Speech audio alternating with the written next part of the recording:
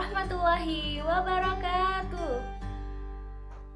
Selamat pagi anak-anak. Bagaimana kabar kalian hari ini? Ibu harap anak-anak semua berada dalam keadaan yang sehat walafiat. Nah, Ibu ingatkan jangan lupa untuk memakai masker saat keluar rumah dan sering cuci tangan. Marilah kita semua menjaga kesehatan bersama-sama. Sebelum memulai pembelajaran hari ini, marilah kita berdoa bersama-sama. Berdoa dimulai.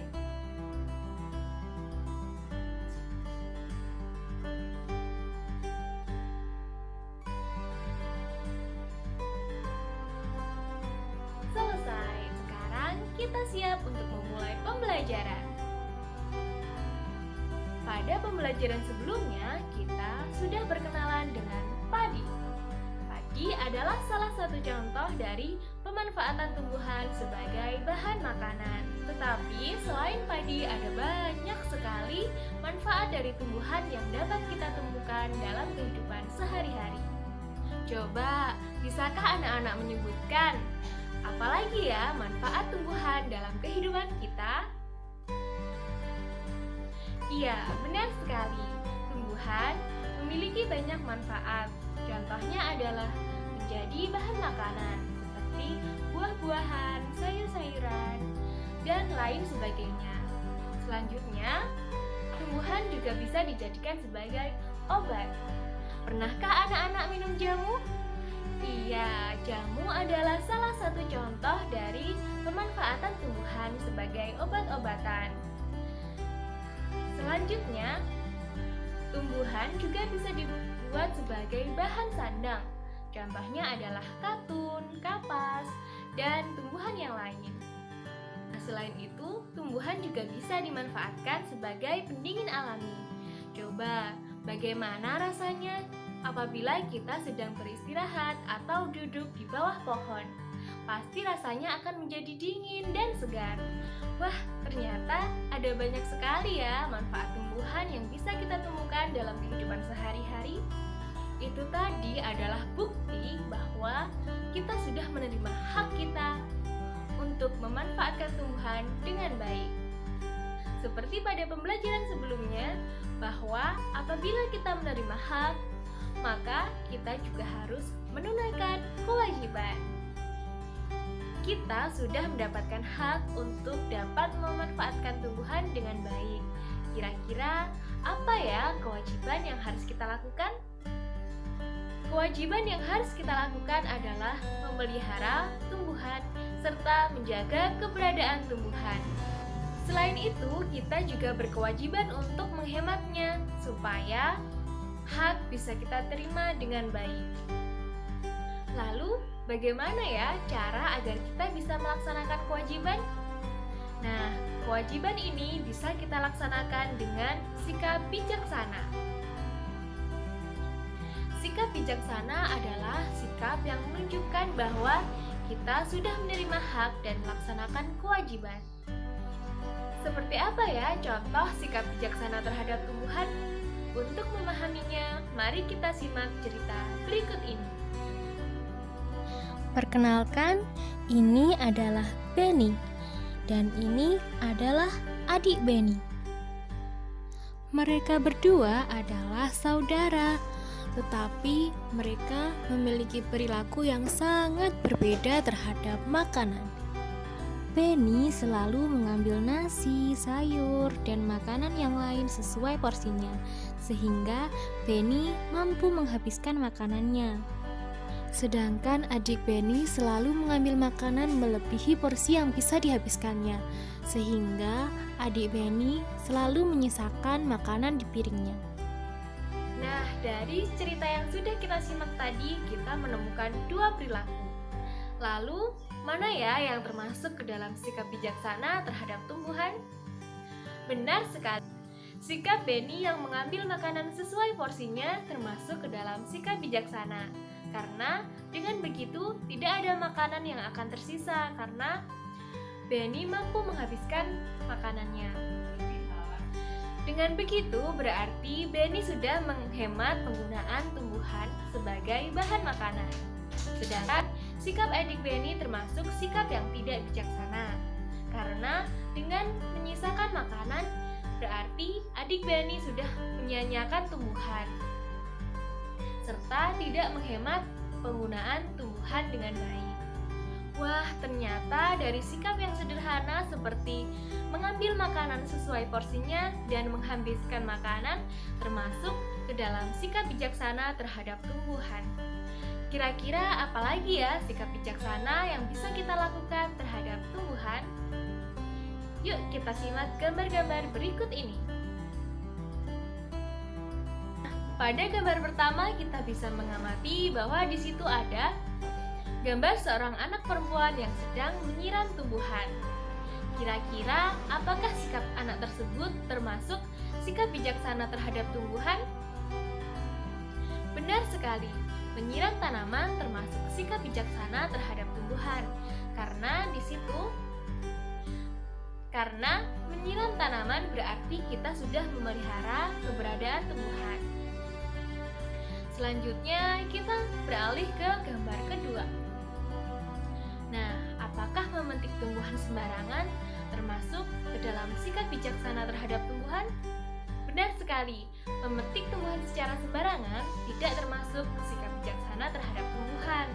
Karena dengan memetik tumbuhan sembarangan, tumbuhan tersebut akan menjadi rusak dan berarti kita tidak melaksanakan kewajiban kita untuk memelihara tumbuhan. Selanjutnya, tugas anak-anak adalah mengamati dan menilai keempat gambar yang lain. Manakah gambar yang termasuk sikap bijaksana terhadap tumbuhan? Tulis di buku tugas kalian. Tadi kita sudah menemukan sikap bijaksana dalam cerita dan sikap bijaksana dalam gambar. Selanjutnya, yuk kita menilai diri kita sendiri. Sudahkah kita melaksanakan sikap bijaksana terhadap tumbuhan? Pernahkah kalian menyiram tanaman, memupuk tanaman, mengambil makanan sesuai porsinya, atau pernah melaksanakan sikap bijaksana yang lain? Atau justru sebaliknya, pernahkah kalian menginjak tumbuhan, merusak tumbuhan, dan sikap tidak bijaksana yang lain? Yuk kita mencatat sikap bijaksana yang pernah kita lakukan dan sikap tidak bijaksana yang pernah kita lakukan. Harus jujur ya dalam menulisnya. Setelah kita mengetahui sikap bijaksana apa yang sudah pernah kita lakukan dan sikap tidak bijaksana apa yang pernah kita lakukan, kira-kira manakah sikap yang seharusnya terus kita lakukan dan manakah sikap yang seharusnya kita hindari? Benar sekali, sikap bijaksana seharusnya kita lakukan. Karena dengan melakukan sikap bijaksana berarti kita sudah melaksanakan kewajiban dan bisa menerima hak dengan baik. Maka dari itu kita harus terus melakukannya. Sedangkan sikap tidak bijaksana seharusnya kita hindari. Karena dengan melaksanakan sikap tidak bijaksana berarti kita tidak melaksanakan kewajiban terhadap tumbuhan. Dengan begitu, kita tidak bisa lagi menerima hak dengan baik. Nah, itu tadi kita sudah mempelajari tentang hal-hal sederhana yang dapat kita lakukan untuk melaksanakan kewajiban kita terhadap tumbuhan. Tahukah kamu bahwa selain pemanfaatan tumbuhan yang sudah kita sebutkan tadi, ada satu lagi contoh pemanfaatan tumbuhan yang bisa kita lakukan, yaitu menjadi hiasan. Selain tumbuhan bisa kita jadikan hiasan dengan ditanam di depan rumah, ternyata sisa-sisa tumbuhan seperti daun kering, ranting, dan lain sebagainya juga bisa kita manfaatkan sebagai hiasan. Wah, kok bisa ya? Bagaimana caranya? Pasti kalian bertanya-tanya. Contoh dari karya yang bisa kita buat dari benda-benda tersebut adalah kolase. Contoh dari kolase adalah seperti ini. Nah, benda-benda ini adalah contoh hiasan yang dibuat dari sisa-sisa tumbuhan. Kolase adalah salah satu karya seni rupa yang memanfaatkan teknik tempel. Jadi di sini kita akan menempelkan benda-benda hingga menjadi sebuah bentuk baru yang cantik dan menarik. Bagaimana ya cara membuatnya? Pertama-tama kita harus menyiapkan bahan-bahan seperti ini.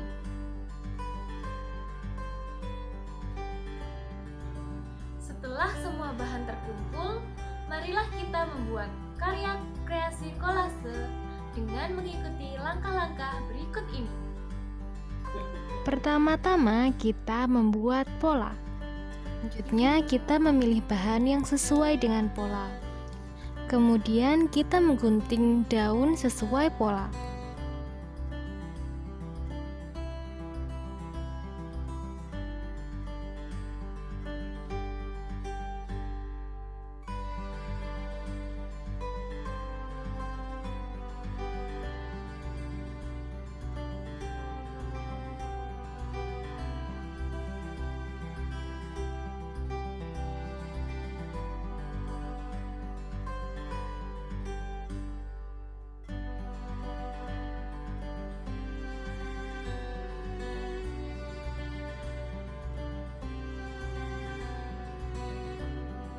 Selanjutnya kita menempelkan daun ke pola menggunakan lem.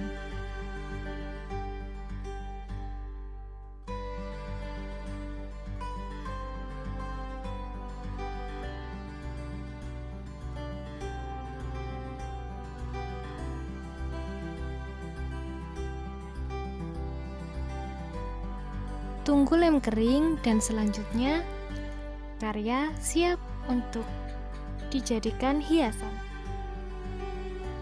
Kita sudah mempelajari banyak sekali hal hari ini. Sekarang marilah kita mengingat kembali materi-materi yang sudah kita pelajari hari ini. Adakah yang bisa menyebutkan apa yang sudah kita pelajari hari ini? Benar sekali, hari ini kita sudah mempelajari tentang contoh sikap bijaksana yang bisa kita lakukan untuk melaksanakan kewajiban terhadap tumbuhan. Selain itu, kita juga sudah mempelajari tentang cara membuat kolase. Sekarang kita tahu bahwa kita harus melaksanakan sikap bijaksana agar kita bisa mendapatkan hak dengan baik serta menunaikan kewajiban kita terhadap tumbuhan. Sekian yang bisa Bu Guru sampaikan hari ini. Semoga bisa bermanfaat untuk kita semua. Wassalamualaikum warahmatullahi wabarakatuh.